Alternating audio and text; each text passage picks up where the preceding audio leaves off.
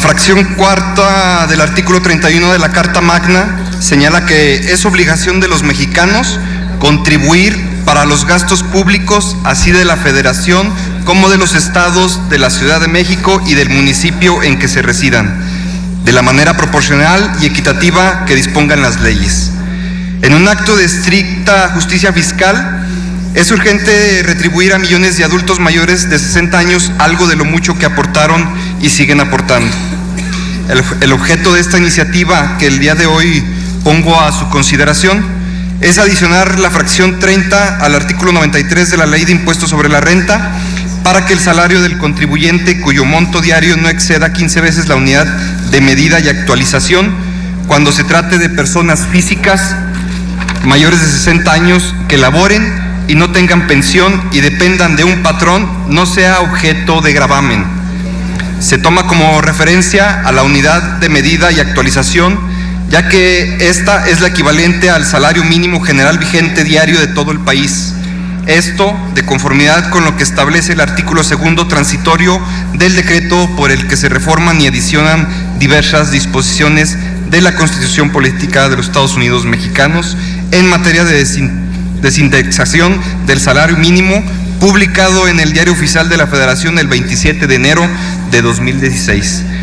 Es un hecho innegable que se han deteriorado las condiciones de vida de millones de mexicanas y mexicanos, el desempleo y la pobreza aumentan día a día y las desigualdades sociales se incrementan de manera alarmante.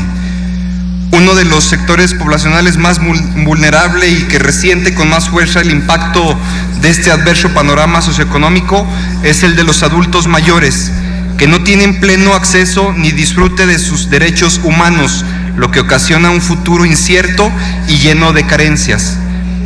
De los poco más de 31.6 millones de hogares del país, en 3 de cada 10 vive al menos una persona de 60 años y más, de acuerdo con la Encuesta Nacional de Ingresos y Gastos de los Hogares.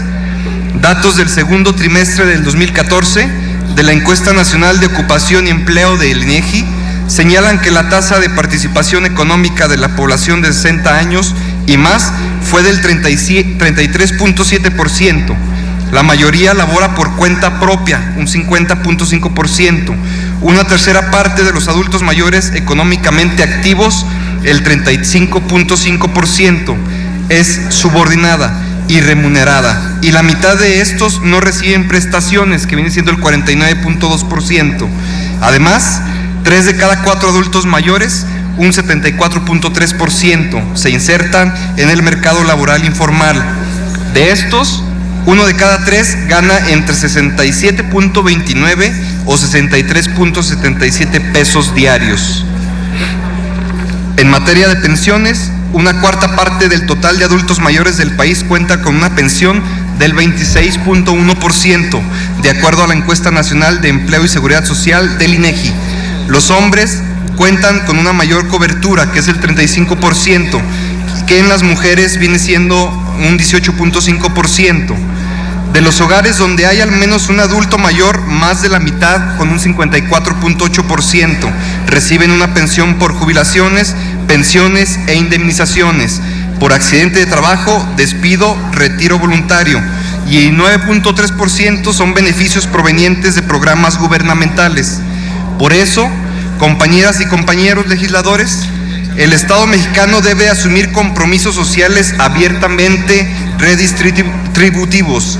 Si ahora tenemos un déficit en la cobertura de servicios sociales básicos, en 40 años los mayores de 65, que representan el 22% de la población total, no tendrá acceso a empleo, atención médica, pensiones, apoyos monetarios por riesgos ocupacionales, vivienda y guardería.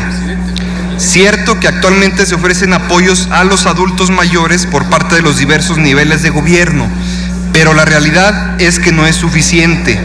De hecho, en el país hay aproximadamente 10 millones de adultos mayores y de ellos solo 2 millones están jubilados. La gran mayoría aún trabaja, no tienen una pensión digna, no perciben un sueldo decoroso y las condiciones laborales son precarias, aunado a que por motivos propios de la edad son más vulnerables a enfermedades o accidentes. Aún así, deben cubrir el ISR sobre un ingreso muy inferior. Las ineficiencias del Estado mexicano en materia de recaudación fiscal no se pueden suplir con medidas y disposiciones injustas para la gente más vulnerable económicamente. Se tiene que volver a pensar el papel y responsabilidad del Estado en su tarea de promover el desarrollo económico y garantizar el bienestar de la gente, en especial de la gente más pobre y vulnerable. Es cuanto, señor presidente.